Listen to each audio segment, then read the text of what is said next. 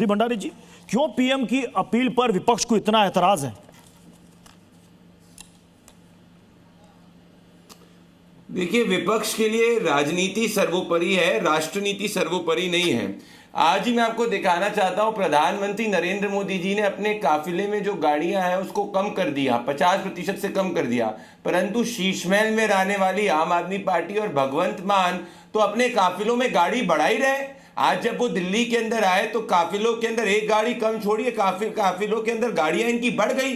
तो मैं ये पूछना चाहता हूं कि जब पूरे दुनिया के अंदर इस वक्त ग्लोबल एनर्जी क्राइसिस है, दुनिया में भारत के अलावा कोई ऐसा मुल्क नहीं है जहां पे पेट्रोल और डीजल के दाम नहीं बढ़े हैं। आज भारत ने अपनी एलपीजी प्रोडक्शन को 30,000 मेट्रिक टन से बढ़ाकर, एमएमटी से बढ़ाकर 50,000 एमएमटी कर दिया है, मिलियन मेट्रिक टन।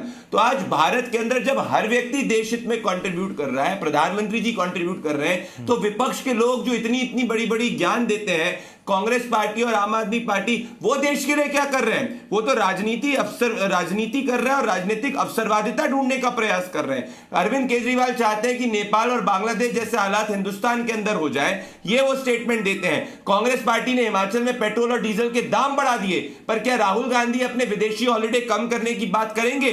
क्या प्रियंका वाड्रा अपने विदेशी हॉलिडे कम करने की बात करेंगी? क्या कांग्रेस की सरकारें जहां हिमाचल प्रदेश और कर्नाटका के अंदर है, जहां पे उन्होंने एमपीज और एमएलएस की सैलरी बढ़ा दी, क्या उसमें कटौती लेंगे? क्या गाड़ियों के काफिले को कम करेंगे? देश हित के लिए क्या कर रहे हैं, मैं पूछना चाहता हूं। कोरोना काल आया था, इन्होंने वैक्सीन के खिलाफ पूरे देश के अंदर जो है झूठ और भ्रम फैलाने का प्रयास किया। निकला क्या नतीजा? 140 करोड़ देशवासियों ने 2-2 वैक्सीन के डोज लगाए। कांग्रेस के नेता भी चोरी चिपके मेड इन इंडिया वैक्सीन लगाई, पर उन्होंने भ्रम तो फैलाया।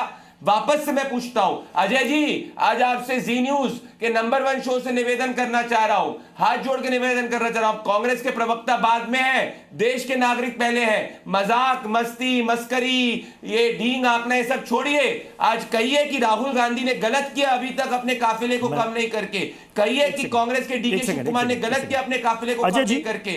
आपको ये मैं निवेदन नहीं कर रहा हूं, आग्रह कर रहा हूं, देश हित को सर्वोपरि रखो। इंदिरा गांधी को याद करो, जिसने गोल्ड लोगों को कहा था कि गोल्ड मत बाय करो।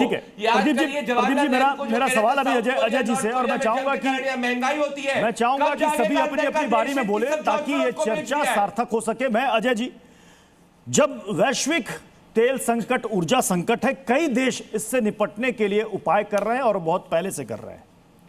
कई सारे देश हैं जिन्होंने बहुत सारे उपाय किए हैं।